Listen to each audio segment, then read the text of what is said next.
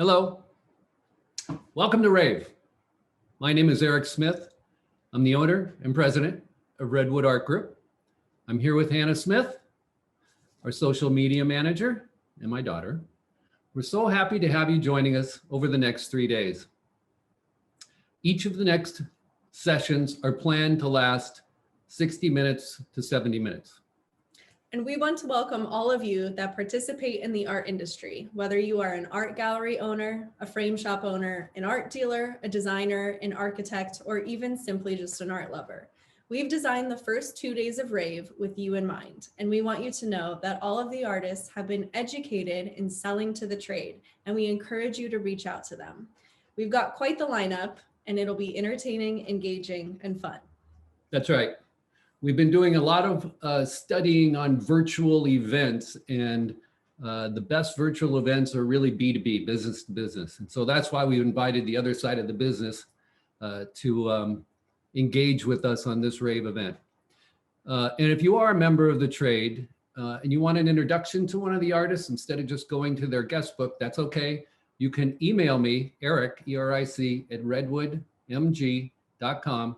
And I'll introduce you to the artists you're going to see tonight and over the next couple of days. Let's start with a toast, Hannah. Cheers. We're so pleased that Mason Pomeroy is with us again as a sponsor. And you just watched an amazing video of the art installations they do throughout Maison Pomeroy in Champagne, France. Pomeroy has been a major player in the world of arts since its, I'm buzzed already. Arts since its creation. To stay faithful to the memory and will of Madame Pomeroy, they continue to exhibit contemporary art as the main thrust of their patronage. So make sure to check out the Pomeroy story under our sponsors tab on the RAVE website. So just a little bit on how we got here. Most of you know us for our live events. From Art San Diego to Art Santa Fe to New York to the Miami show Spectrum and Red Dot. And since there haven't been any live events for us since December 2019, we've created this virtual platform called RAVE, Redwood Art Group Virtual Events. Now, we will be going back to live events and hopefully soon. We have shows scheduled starting in September in Brooklyn, October in San Diego, November in New York, and the December shows at Art Basel down in Miami. So if you're interested in those, go to our website and sign up. The purpose of the RAVE events is to keep our community together, the collectors, artists, and galleries, and all of you watching tonight. And our goal is to create a positive virtual experience, introducing you to new artists, new works, new stories, and new champagne. Pomeroy. And we are coming to you tonight live from the beautiful Palm Desert, California. But more importantly, we want to know where you guys are tuning in from. So tell us in the chat box on the right side of your screen, and feel free to use that chat box to make comments and ask questions throughout tonight's event. And in between our art sessions and discussions, we will be highlighting our talented and incredible exhibitors as part of our RAVE showcase. And we chose some artists who draw their inspiration from nature and earth in honor of Earth Day being today. So make sure to take a look at those artists, and we encourage you to visit each booth after our event this evening and throughout the weekend. But if you do want to look at their booths as the show goes on, make sure to just open them in a new tab so you can continue listening to us while also browsing their work. And as you're browsing their work on their booth page, there's a guest book on each page. Let them know you like the work. Let them know you'd be interested in a piece, whatever, just fill it out and make them, give them some attention there. It's really nice and the artists love it. And when you buy from the Redwood Marketplace, it's free freight anywhere in the United States. So sit back, relax, grab a drink or a cocktail of choice and enjoy the next hour. So cheers, let's rave. Cheers. So our first talk tonight, art talk, is called Moving Forward, Lessons Learned During the Pandemic. And where are we? Where have we been over the last year? And what's the prognosis for the future? So real estate is booming. The home improvement market is booming. You know, designers' phones are ringing. Realtors' phones are ringing. So what does all of that mean for the art market going forward? So I'd like to introduce Jeff Jaffe, owner of Pop International Gallery in New York City. Marilyn Ford, co-founder and broker of Marilyn Ford Group here in Palm Desert. And we're going to talk about the housing market and other sort of things like that. So kind of start the RAVE event off this time with kind of an outline of what's been going on in the world. So welcome, Jeff. Welcome, Marilyn. Welcome. Thank you. So Jeff, let's start with you. It's been a challenging year. A lot of galleries in New York City have closed. A lot of restaurants are closed. You are still open and doing well. What changes have you made to keep Pop International going? Oh, Jeff, you're on mute.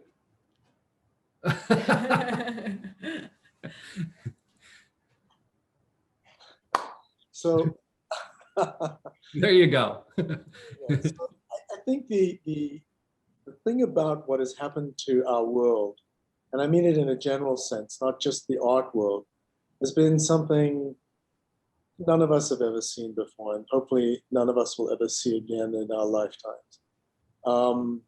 The irony of it all is that it forced us to sort of approach the world in a different way and look at the world in a different way.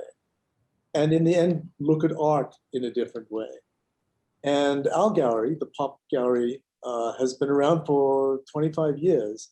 We truly had to throw things out the window, essentially, and sort of really rebuild and restructure our modus operandi, if you will. It took a whole bunch of things to sort of force us, literally, into coming to terms with what we had to come to terms with. And the beauty of what we do, fortunately, is after all the years that the gallery, Pop International, has been in business, we have a lovely client base. We have a beautiful collector base. We have an incredible stable of artists that we represent. Many have been with us from the day we opened. And for me, that was the telling thing about getting through the pandemic and adapting to what we had to adapt. And obviously virtual events and emailing and telephone calls and reaching out to everybody on a broader level, but most importantly, on a personal level. It's pretty easy to text somebody. It's pretty easy to email somebody. It's even easier to pick up the phone and say hi to somebody. Besides the email blasts that went out or will go out. And we realized pretty quickly into this thing, yes, it's tough not having our physical space open. People have been coming in for years just loving it. And our events are always crowded and packed, and no more. Yes, hopefully things will change. But the kicker of it was to come to terms and realize that we had to shape things a little bit differently. And fortunately, technology was one of those things that was amazingly helpful. Oh yeah, for sure. So of those avenues that you've kind of implemented over the last year, which ones do you think you'll continue using long after the pandemic? So I think, ironically, we'll probably be using Zoom type events on a frequent basis. We tried our first one during the pandemic. We had a phenomenal amount of people join us, and we did some terrific business as a consequence. I think a lot of it has to do with the fact that people were sitting at home, looking at their walls, not being able to go out, not being able to do anything. And then we were in this environment with all of these people, which was actually more intimate in some ways than going to a big opening at a gallery where people are just, lining up to get a drink, and it's loud and noisy and you can't really speak to people. It became a very intimate environment, and we will continue to use those media. Marilyn, have you ever sold a house through FaceTime or Zoom? Now we are. a new reality, virtual showings. Right. Agents show up and they just FaceTime, Zoom their clients, and they make their offer sight unseen. It's a bit scary, but it's working. And the housing market is booming. I just read in USA Today that United States has a $4 million shortfall of homes, buyers versus sellers. So, where are they coming from, these buyers, and why are they buying so many homes? Well, we had a silver lining in this pandemic, and who knew it would happen? But being where we located, you and I, in beautiful Palm Desert, California, Palm Springs area, we're really close to LA, San Diego, San Francisco. All the West Coast wanted to be here. They were fleeing the cities. The downtown areas of most cities have seen a vacancy, where the suburbs and something within driving distance, which we are, just saw a flurry of activity. And that's why the prices went up about 25% over last year. We were selling property nonstop in August, 120 degrees. They were still coming. So they want to be here, it makes them feel safe, and it gives them a whole new opportunity. And the resale of homes is expected to jump 9% this year on top of a 3% gain. So what does that mean in terms of like home furnishings, and what are your thoughts on that? Yeah, everybody wants to start over. So that's a good thing. And I think the people that are buying these homes, the biggest sector of home sales in our area, these are second homes and mostly retirees, but the biggest sector was high end, high end.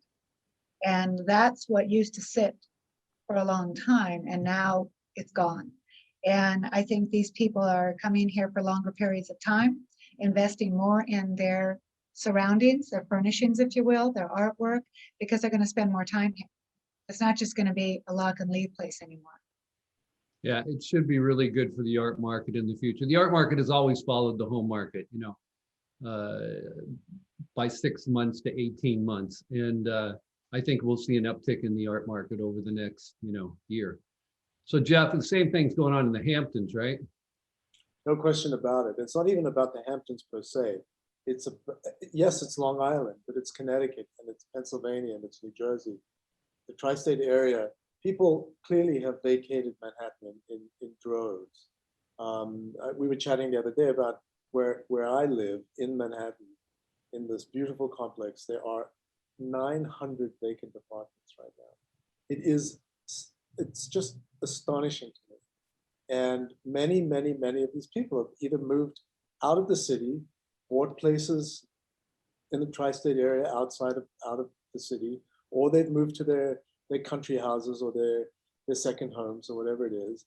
And we're starting to see it already in some ways, an uptick in interest to fill the walls of these houses that we're talking about, that people are moving back into. It's remarkable. So do you go around the gallery with, like on FaceTime, and they pick out some pieces and then you do a home show or something? Yep, that's one of the things we do. We also have people send us photographs of their homes, and we Photoshop and do renderings of what a piece of art would look like on a wall. That has been one of the best things. Fortunately, I'm a Photoshop nerd, and we've been able to sell. We sold a piece this afternoon, actually. Somebody sent us a photograph of the wall, and they were thinking about it. And all we need are the dimensions, and we can calculate roughly where something's going to fit, and we can put it on the wall. And they go, "Oh my gosh, it looks perfect there. Okay, we'll take it." It's astonishing. So yes, walking around with an iPhone or whatever and showing people art on the wall, doing renderings, and actually having FaceTime sort of get-togethers has been astonishingly successful.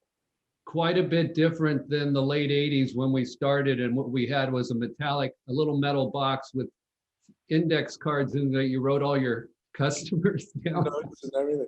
And then you'd send Polaroids out in the mail. Yeah, yeah, or brochures, we printed brochures, right? Yeah.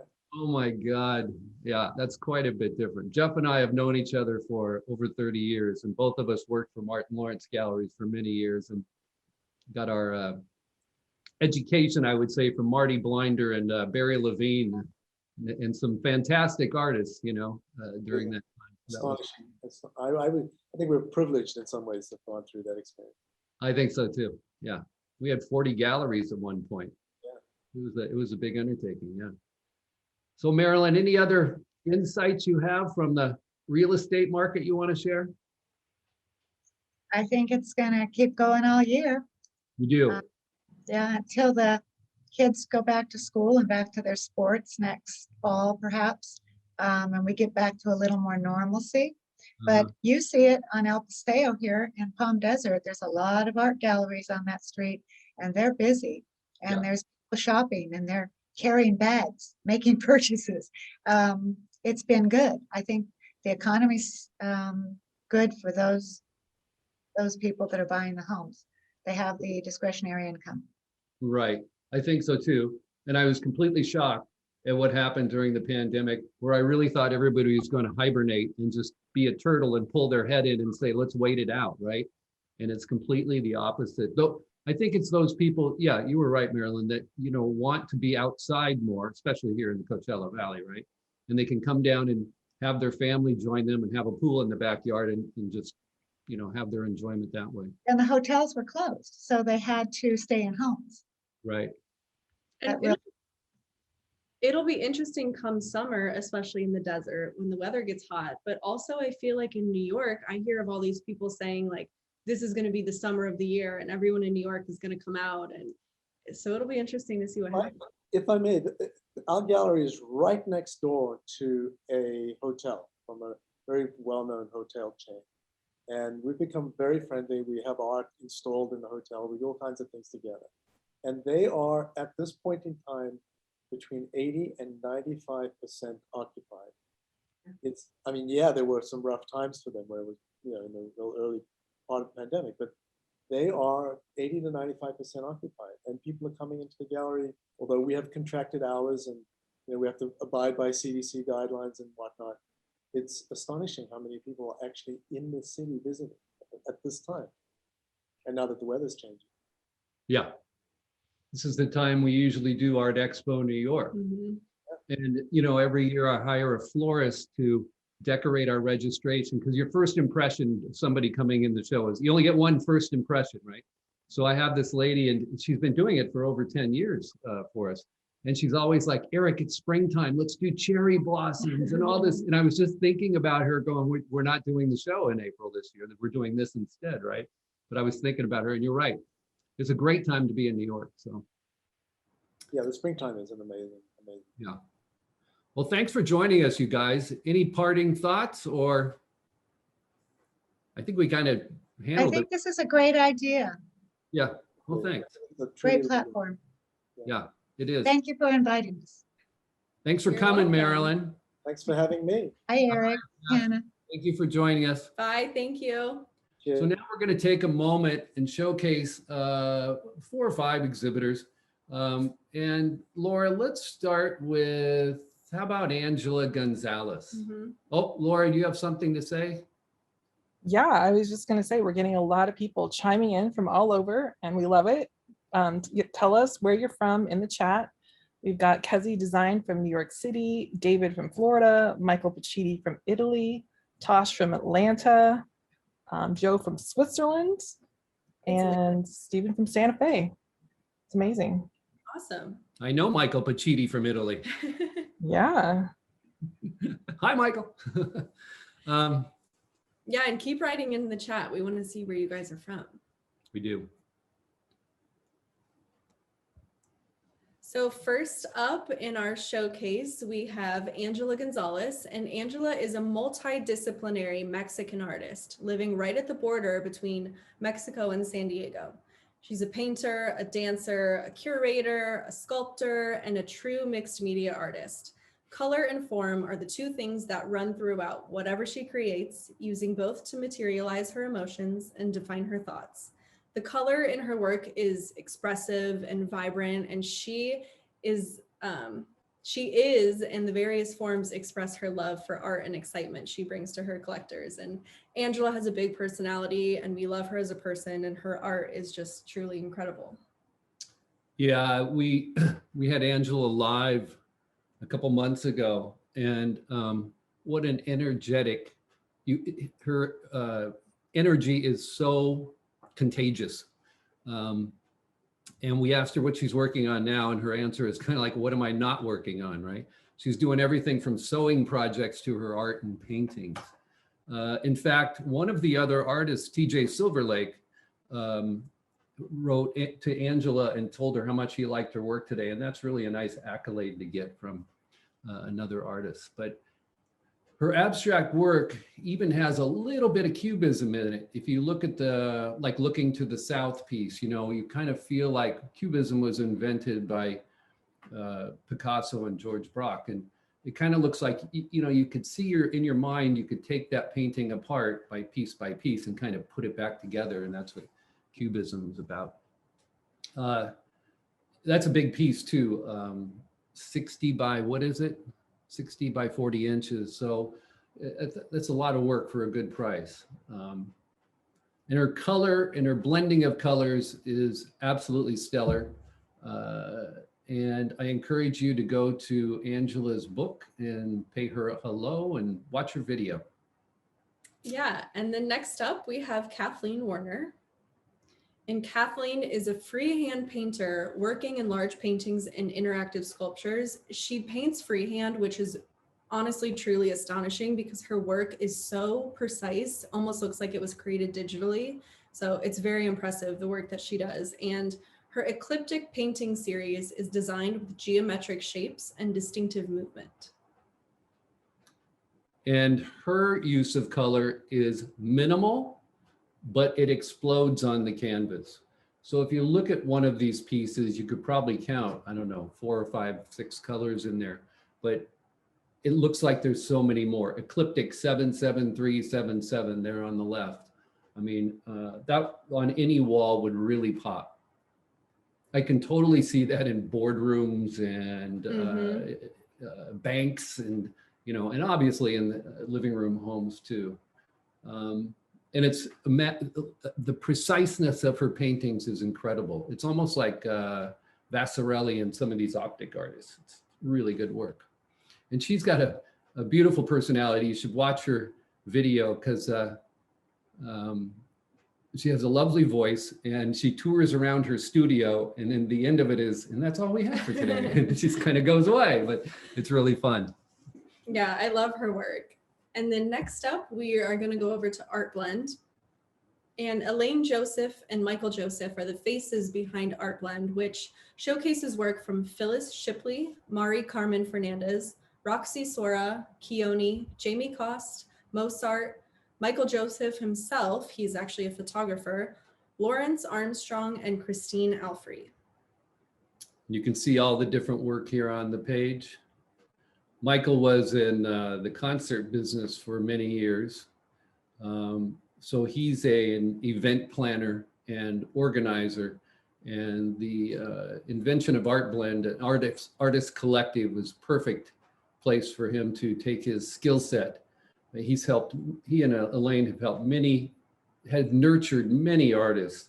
They held their hands through the entire process of putting on these shows that we do. By framing their work, hanging their work, assisting in pricing. And he's an expert in the art industry. And for those of you in the trade, a good person to know for quality pieces of work at good prices. And Michael will be joining us for our next art talk to share his thoughts on what's trending in the art industry today. Some fantastic work there. I love that sculpture, Laura. Go back down to that. Yeah, Angular Tension by Mozart. That's really cool. Yeah. And then next up, we are going to showcase Kate Taylor. And Kate is an abstract artist who lives in Toronto normally, but has spent the greater time of the pandemic in her small cabin in the woods located just north of Toronto. And her mission is to create is to capture joy and make you feel present in nature when you are looking at her pieces. And Kate says, as the world becomes more and more fraught with stress and uncertainty, there is an even deeper need to connect with the earth and integrate joy in our lives. Good page for Earth Day, right? Definitely. Absolutely. Yeah, her work is light. It's airy.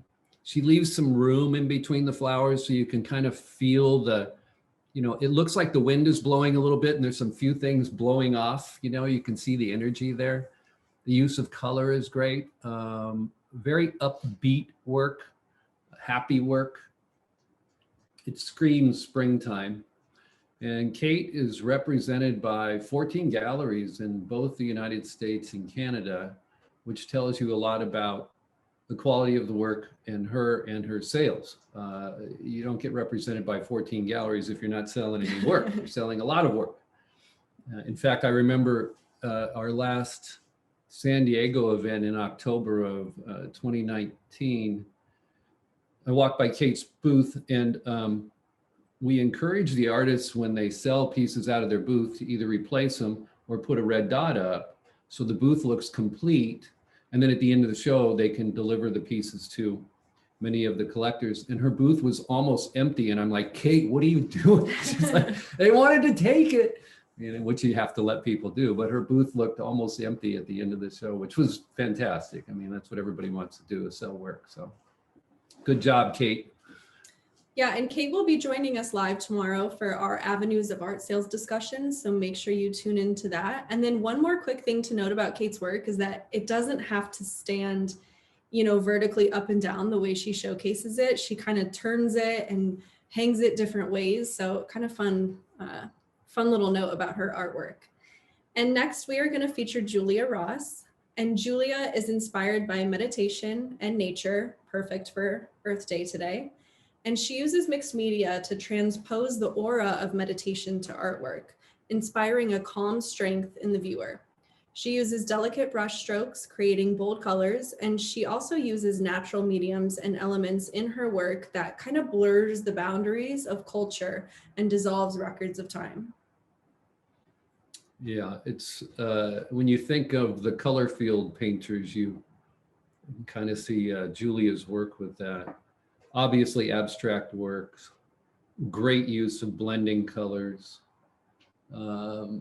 powerful canvases when they're up on the wall. She did our Red Dot show in 2019, Julia, and she came with her daughter. I think it was her daughter's first trip to a show. Her daughter got sick, she had the flu. So Julia couldn't be at the show every day. And I remember asking her, is there anything we can do? And we tried to have somebody cover her booth as often as we could. You always know when good work always sells. And Julie ended up selling a number of pieces, even though she wasn't there. We had a sign up that said, go to the show office and we'll help you. And she sold 4 or 5 pieces during the show, which was fantastic. And happily her daughter got well and everything ended up okay.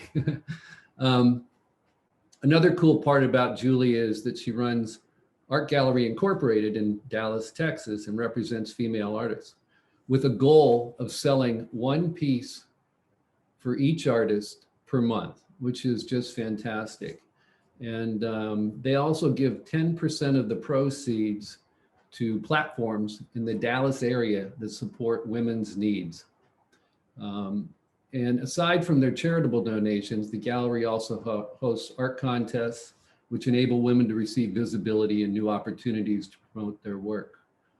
And Julia says, the truth is that women never have been treated equally in the art world.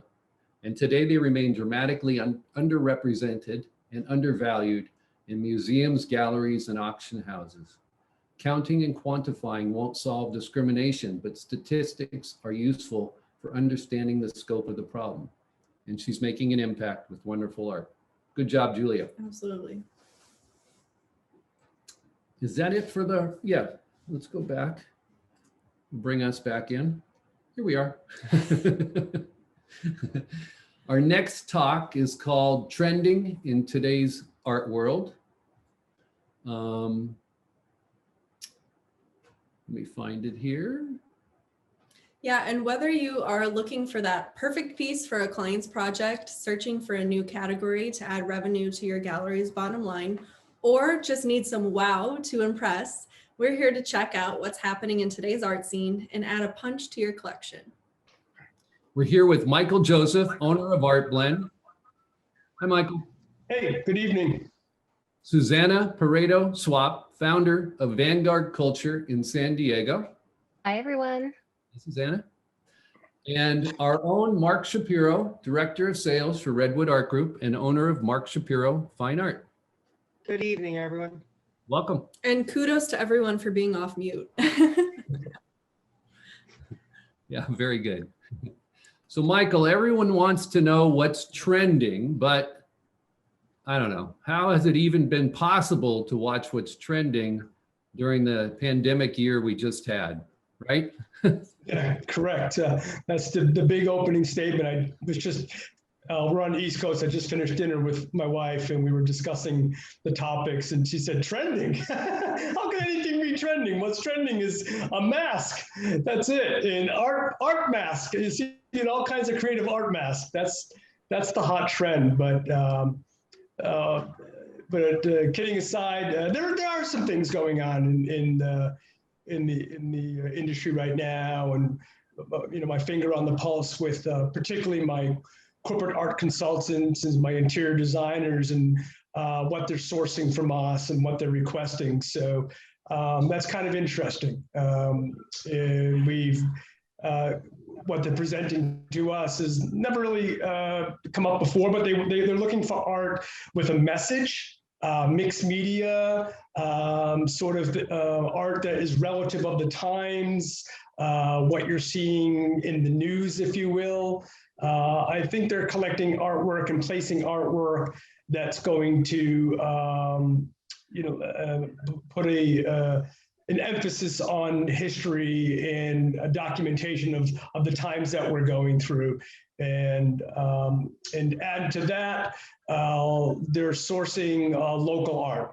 So projects from coast to coast across the country, which I'm working with the developers, the project managers, and the consultants. A project may be in New York or LA, and they're looking for artists that are in that area to provide the artwork. Very good. Yeah, and Mark, we just talked about the home market with Maryland and how it's expanding so much, but do you find that people are looking for more local artists or are they going for international? I would like to use the term regional artist rather than local artist.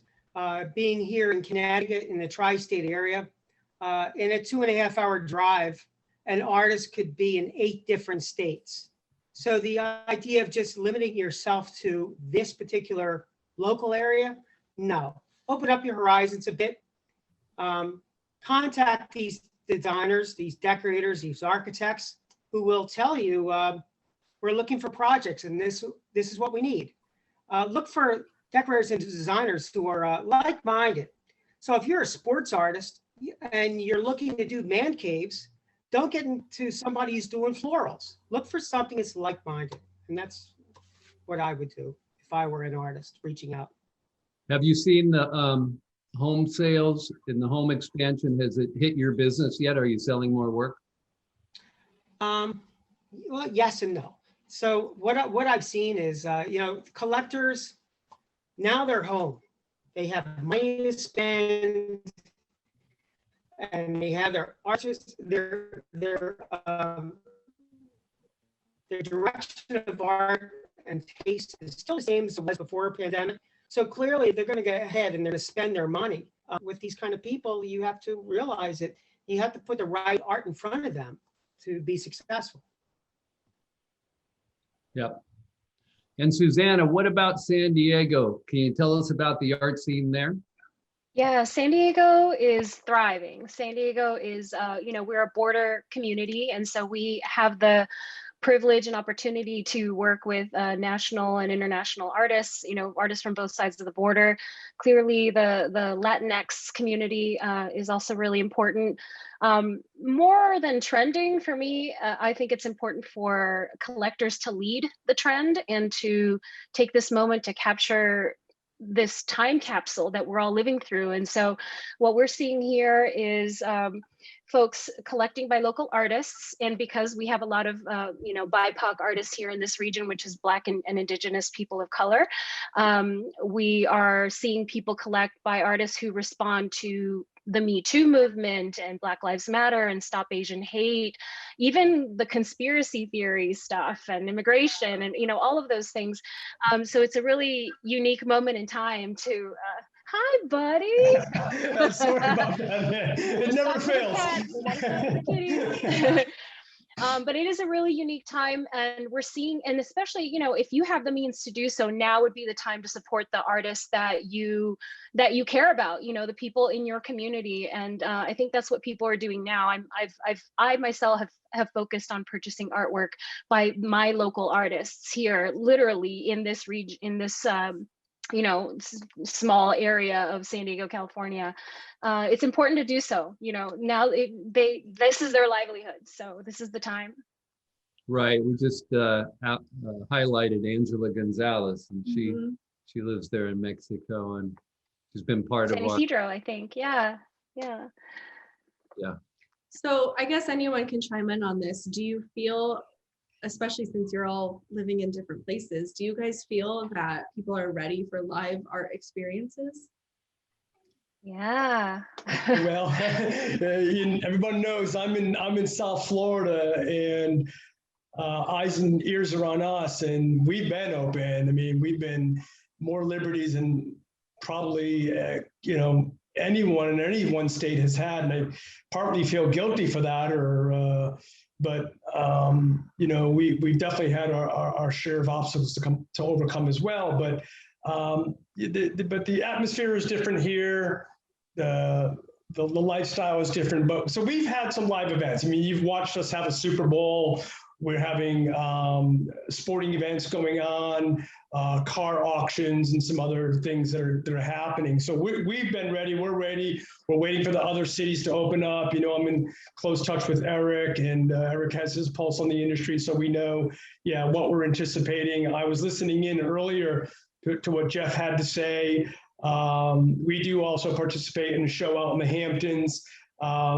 There's readiness for that in August, and that's it. I think if we can turn the corner on that, we're in turn 3, turn 4. We're already preparing for a wonderful Spectrum Miami in December. I've been trying to reach Eric this week and book as much space as I can, because I think it's going to be exciting. I think everybody is ready. There's some pent up energy.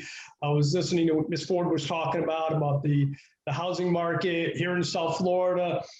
Listings are going in a day to 3, and it's happening. So, yeah. San Diego's we're really lucky in San Diego because we have the best weather probably in the nation. And so it's really cool that a lot of arts organizations have taken all of their happenings outside. And so things have been opening up, distanced and masked and all of those things. And now the trend is, are you double vaxxed? Are you double vaxxed? That's the thing. And but what we're lucky because year round we can have, all right, I'm next. But we're really lucky because year round we can have, the restaurants have taken everything outside, and which has been a really cool new move that I hope stays. And the museums have taken all, artwork and done outdoor exhibitions and then all the virtual things too. Even though we are ready, I hope that some of those virtual happenings don't go away, because it's given us an opportunity to connect with people quite easily from around the world. Just as you mentioned, all the people that are on this call today from Italy and Switzerland and all these folks, normally they would have had to, get on a plane and find a place to stay. And the expense there was quite different than just hopping on a Zoom call, getting to connect with other creative leaders and, experiencing something cool. That's interesting, Savannah, because somebody might be visiting San Diego, popular destination, from say Italy or the East Coast, and then they find out about your organization, you're hosting another event, and you can pick up a whole new audience member, through, even if you just film it and then you post it on your site and they can watch it later. Like we're recording this, right? So this could be, in fact, our first RAVE event had 3,400, attendees. The next one had 1,800 to 2,000. And hopefully this one, it's more of a trade. So anywhere around 1,000 would be fantastic, but it's not just that, how many people watch it later, right? Mm-hmm.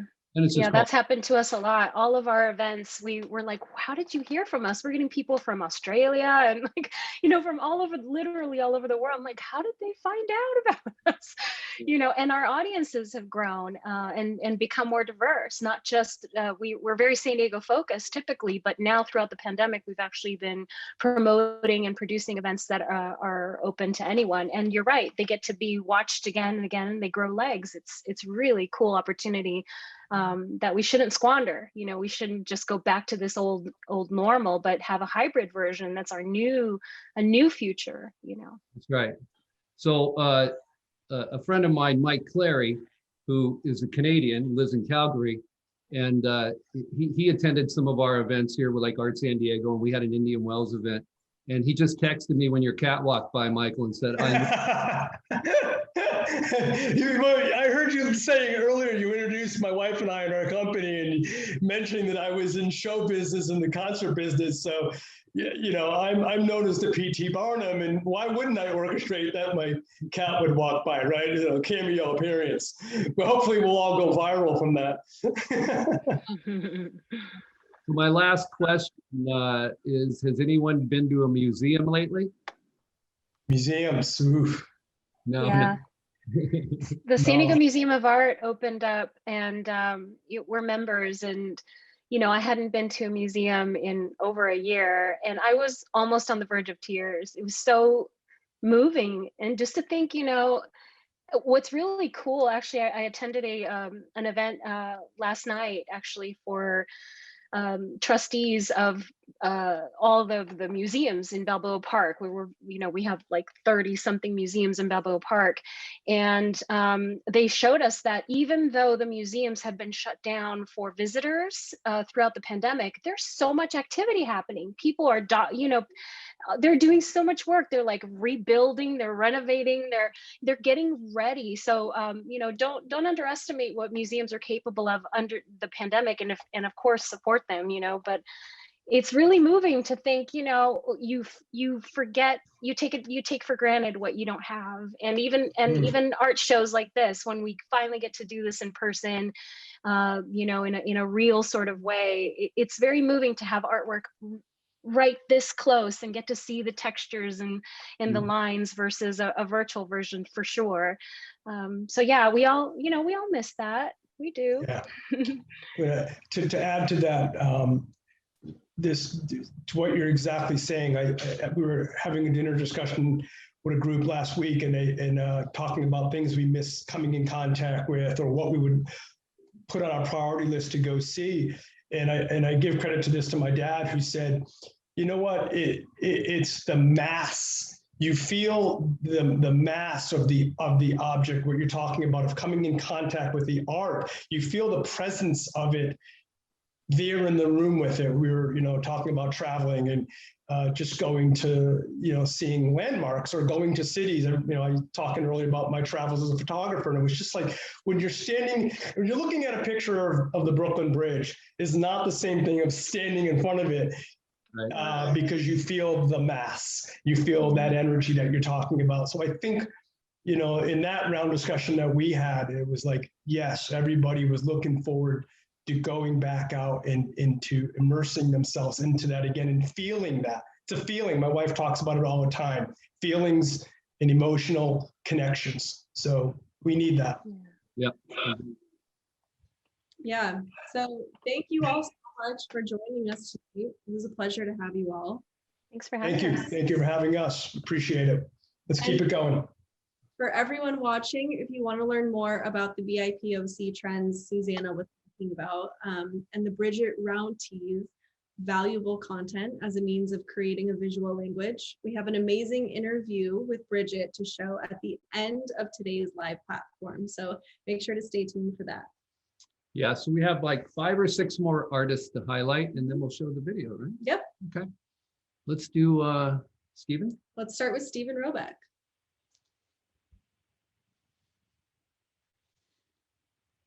So Stephen Robeck is a photographer who photographs mountains, lakes, trees, and clouds, very fitting for today's Earth Day theme. And he has devoted his time to mastering the modern tools and techniques of image making and presentation, allowing his work to really, really captivate the tranquility of nature. Yeah, and we were on with Stephen a couple months ago, and even recently, and he gave us a tour of his studio, and he had a cutaway of how he constructs these pieces. It is really cool. They're floated in like a light, I guess it would be almost ash wood frame, like a museum mount, and the quality of the work he does is top notch. Really, really well done. So he manipulates these photographs a little bit. He starts with nature, and then he creates these, well, the marina pieces almost look abstract, right?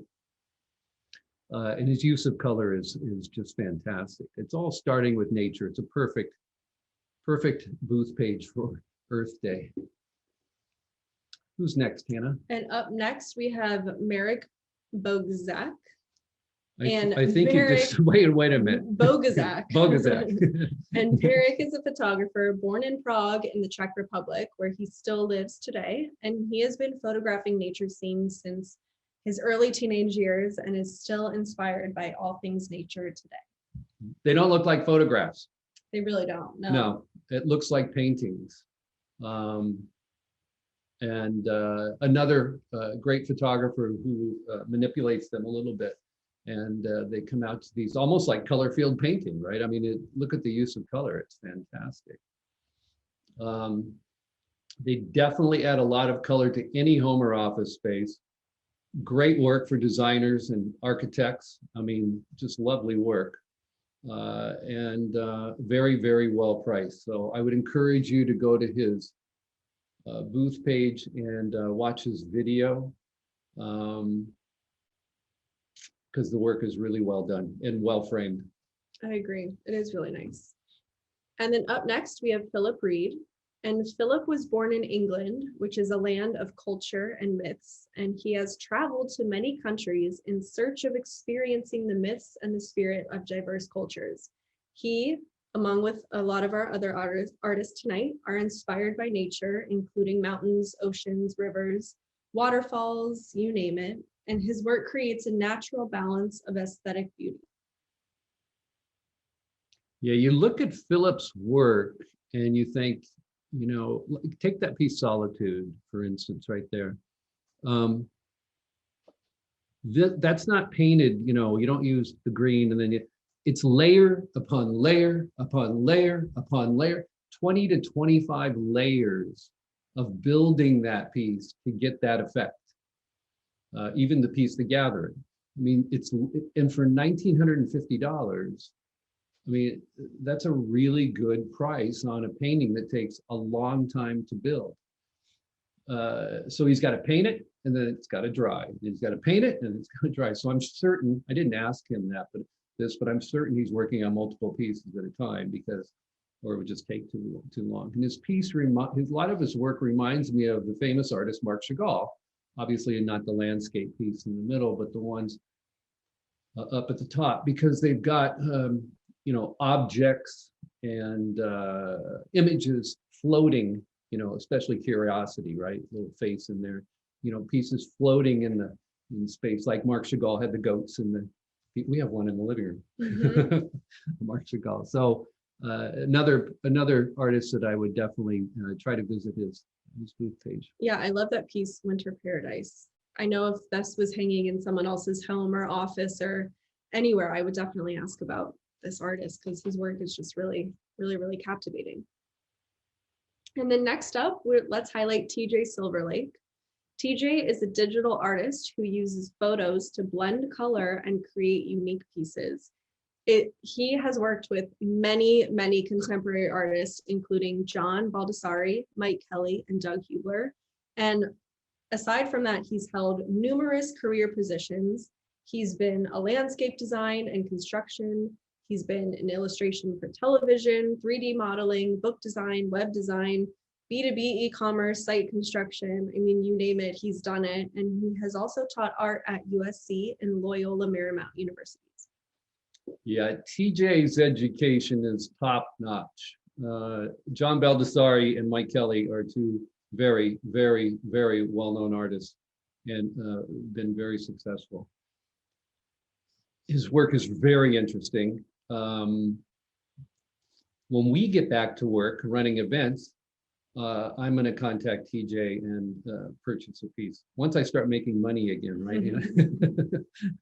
The work is just, I love the motorcycle piece on the video, Laura. Can you scroll up to that? Look how complicated that is. And so he's manipulating all these different photographs to build the motorcycle. And the boots piece, if you scroll down where you've got the guy climbing inside the boots, and the work is just really, really well done. I thoroughly enjoy looking at it. Some of them are a little more complicated than others, but there's something there for everybody to like. It is phenomenal. It's very urban. I can see this definitely in a city setting and restaurant downtown, something like that. It's really cool work. It's very cool.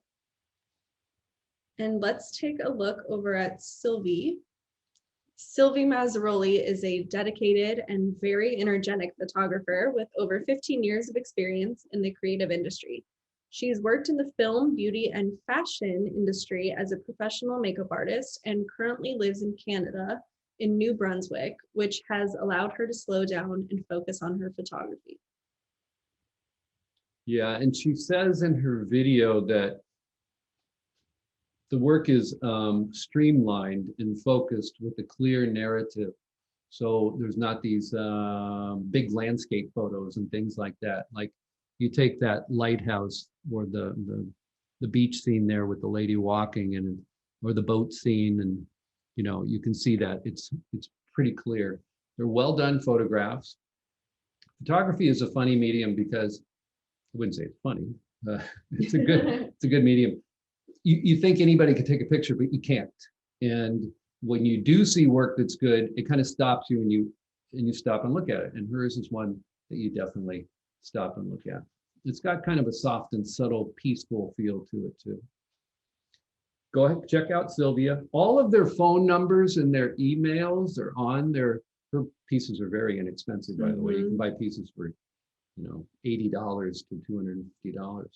And all of the there's her contact info there. There's her phone number, and you can contact the artist directly. We don't take any commission on any of the sales. The artists keep 100% of the profits. Like I said, if you're a designer, art gallery, in the art industry, and you need help in buying, or you need introduction, you can contact me. So who's next? Next up, we have Gebhardt Gallery. Not them again. And Gebhardt Gallery consists of Angela and Chris Gebhardt, who are a couple who individually paint abstract pieces. It's two artists under one roof, and they each have decades of life lessons and experiences, and they are visually rendered by this husband and wife duo. Their pieces are honestly larger than life, and they don't just hang on a wall, they really, really dominate a wall. The Gebhardts don't collaborate and rarely share opinions about upcoming projects, but what they produce is definitely distinctively different from each other and also their peers. Yeah, they don't collaborate because Angela started painting first, and Chris walked into her studio and said, "Why don't you do this?" I think she shot him the evil eye and told him to get out. That was well over 10 years ago. And Chris started painting. The next thing you know, he has a studio. They live in Indiana, and they have a large motor coach, big motorhome, with a garage in the back, like a toy hauler.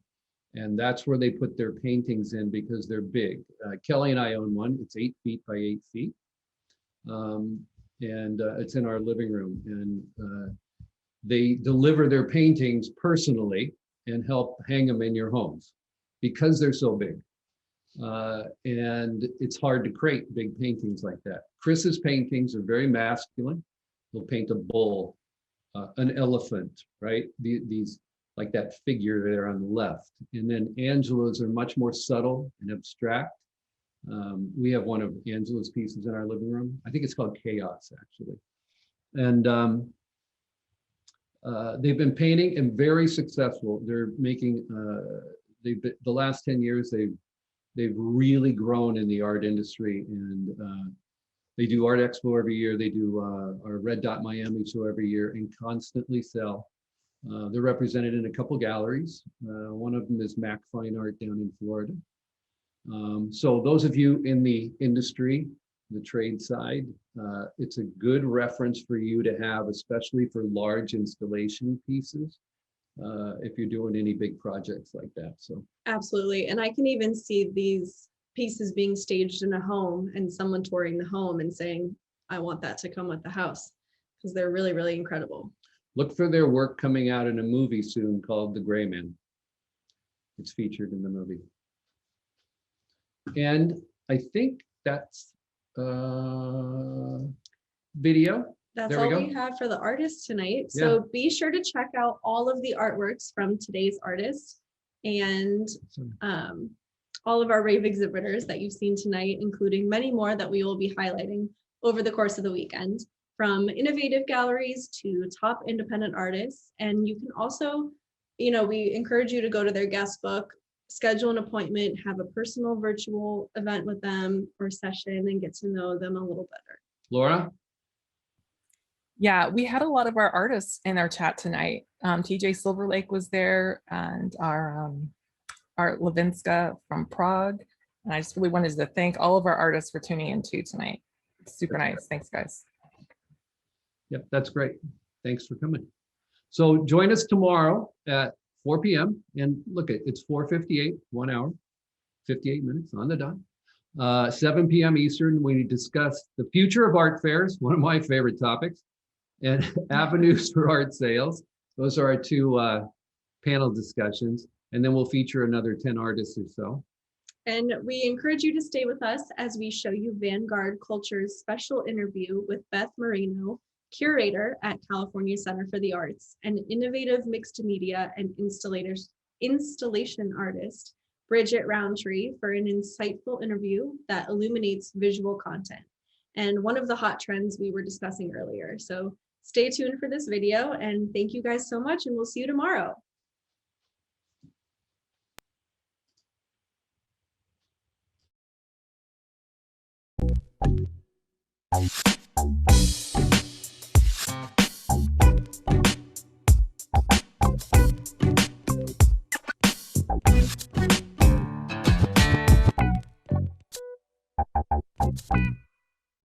Thank you so much for joining us, everyone.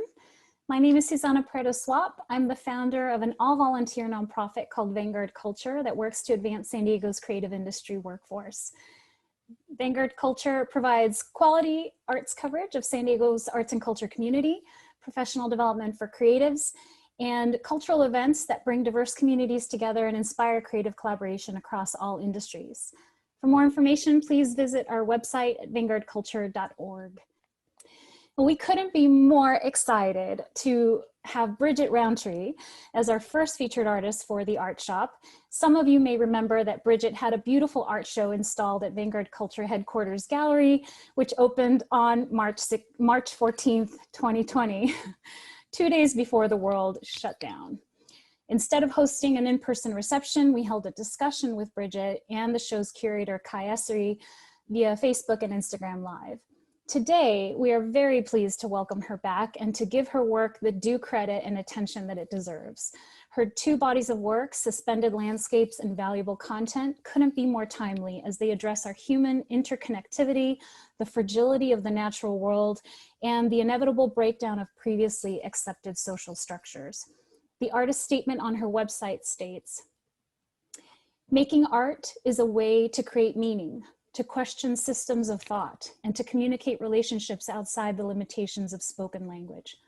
I engage art historical images as a way to point towards the ideas and philosophies that constitute a visual language, an integration of old and new, nature and culture, thought and action, a revitalization of images as a generative possibility. I'm interested in researching how thought creates form and how the form becomes or manifests itself as an object. I'm looking at how an object suggests how we think, what we believe, and how we live. My work is an inquiry into the way physical forms and patterns become representative of what we know of ourselves, the relationship between the self, the objectified, and nature. Looking at the everyday world with the idea that we are not only passively interacting with the environment, we're actually actively thinking it. What kind of environment is built from the ideology of something specifically made to be consumed, bought, or sold? Using objects that are found, discarded, or deemed no longer useful is important in questioning the foundations of what is deemed valuable in contemporary culture. Ladies, the floor is yours. Please take it away. All right. Well, again, thank you everyone for joining us, and thank you again to Susanna and Bridget for inviting me along with Vanguard Culture today. I'm really excited to be here. I was introduced to Bridget's work a few years ago and immediately loved it right away. Thought, wow, there's something really, really interesting happening here. The type of work and the way she works really spoke to me.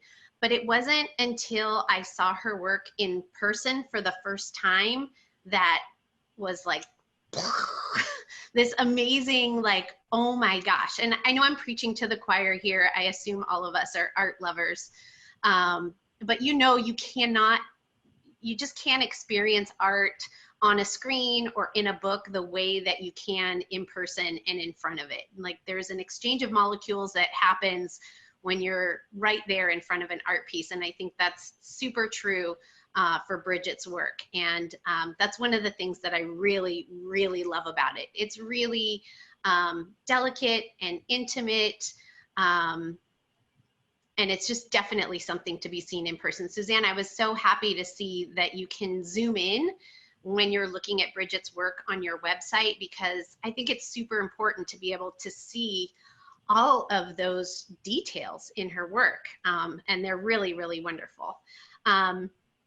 I was lucky enough to work with her, like you mentioned recently. She was one of, I believe, 21 artists in Endangered, which was an exhibition that we hosted early January of 2020. It was curated by Danielle Deary. So I have to give her credit for curating Bridget into the show and giving me the opportunity to work with her and to see her work in person. I think in times of loss and in times of anxiety and political strife, that art becomes even more important. Artists are needed more than ever to offer different ways to view the world and different ways to translate the information that we're being pretty much bombarded with on a daily basis. So it has changed quite a bit, and it's brought me a deeper relationship with you and Susanna as we're trying to figure out ways to continue and to remain vital and to be generative during this time. One thing that I always have been drawn to and love is when you walk by something and you think it's one thing, maybe from a distance, but then as you get closer, you realize that it's another thing, which is kind of the basis of mixed media. A lot of my work, what I'm researching conceptually, art historically, theoretically, is the way that I physically approach making the work. So the form mirrors the thought behind it. And the basis of mixed media, like in valuable content, is, basically a lot of it is removing something out of the image. So it's taking the visual image and looking at what that is suggesting, again, socially, politically, emotionally, who's telling this story, what is the idea behind it. Images are not innocent in that way. They are loaded with ideologies, biases, winners, losers, all those structures that we live by. And so by removing a piece of it or interrupting what that original image was expressing and putting another image in, and therefore you create a third meaning.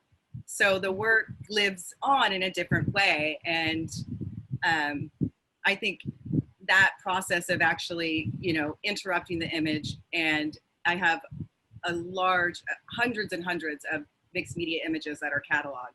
So you have to have many, and then then you start doing visual analogies with them. So what does that change the context if I put this image in there, if I put this man, or if I put this animal or this abstract landscape? What does that do to that original image? And it is a process of translating those two images together to create the third thing, which is the basis of mixed media. Okay, so we're focusing mainly today on two of the series. And while they have visual differences, they still definitely have that Bridget Roundtree fingerprint on them. And can you talk about the difference in those two series? One seems to be much more planned out and deliberate. That would be the valuable content, but correct me if I'm wrong. And then in your suspended landscapes, it's much more spontaneous. At least the landscape portion of it is much more spontaneous. Can you talk to us about how these two differing methods speak to the larger narrative of your work? Yeah. Valuable content, again, is, I touched a little bit on it, is a mixed media based practice, which is precise. It's, you know, I have a really small swivel knife where the little blade will move. So everything has to be cut somewhat meticulously so that two images read together. So the idea is to make it one composition. So you're working with two kind of divergent images in that way. But when you're making the final piece, I'm always looking for the composition to be balanced, to make sure it's tonally correct, that the lines of the hair match up with the lines of the coat. So when you first walk by, you don't necessarily, like you were saying, you don't necessarily see the embedded image. That's the hope, is that it looks like it is just one completed image. And then as you move in closer, you start to see that there's something else going on than what maybe you originally thought. And again, and the way that I work, the physical form the work takes matches my thought process of how I'm thinking about it. So in mixed media, it is, it lends itself to being political because you are interrupting an image that has a very specific message, art historically or socially or politically. It's a very immediate form, so it's found imagery.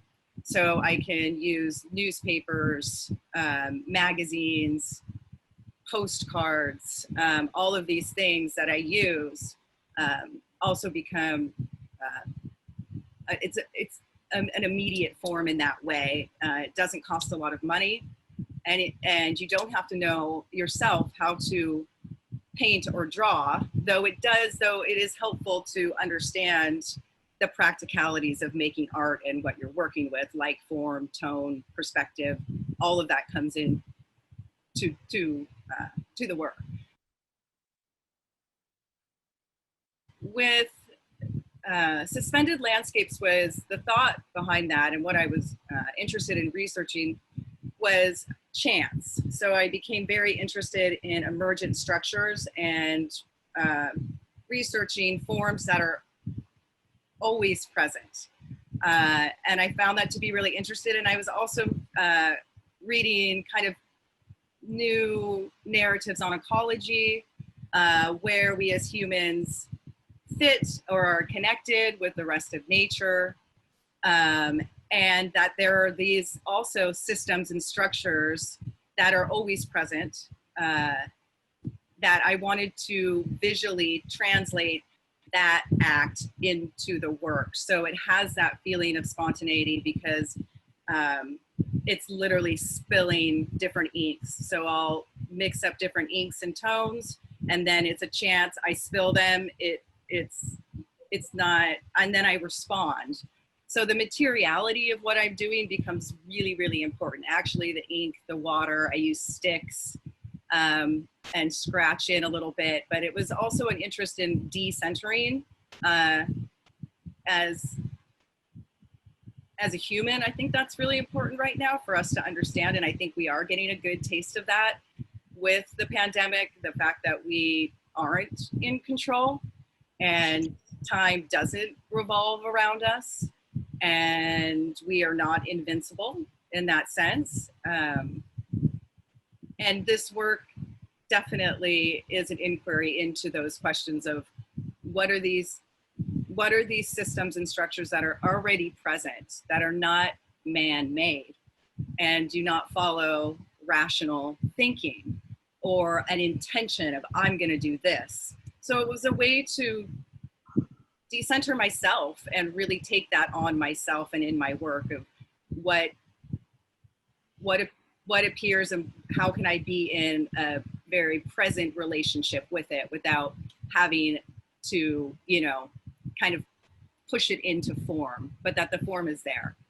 And then of course the mixed media and the human figures become much smaller in this body of work, and they're situated in a larger landscape where they're relational to what is going on. They're not the ones imposing the structure on the image or in this landscape or form.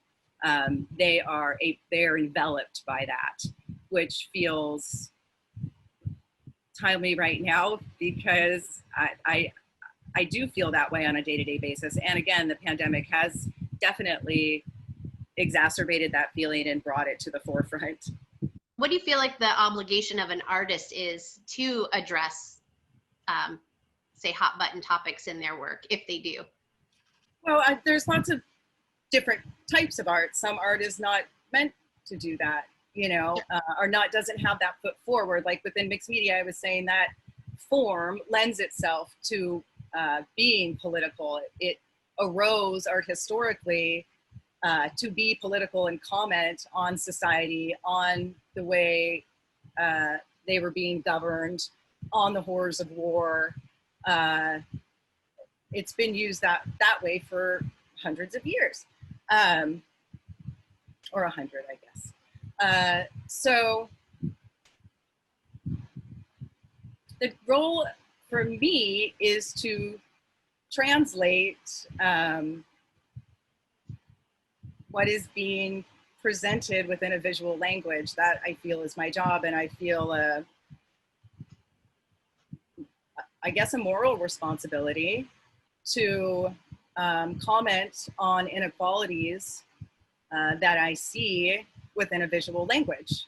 And so I feel like that's my job, is to comment and to offer other ways of seeing things. I'm putting this work out there, and what do I want to support as a person and as an artist? What paradigms am I representing? What structures of thought? What, you know, racism, sexism, also, you know, chance and spirituality in forms of being able to take something invisible and make it visible. It's called valuable content, to point towards a content within an image that it is loaded and it does make it different and it shapes who we are and how we see ourselves in the world. So you never directly point at it, right? You can't describe and, you know, define love or beauty or spirituality in that sense, but you can point at it, you can suggest, you can offer something that's, you know, it's hard to talk about because it's not a tangible thing in that way. It's in between material and immaterial.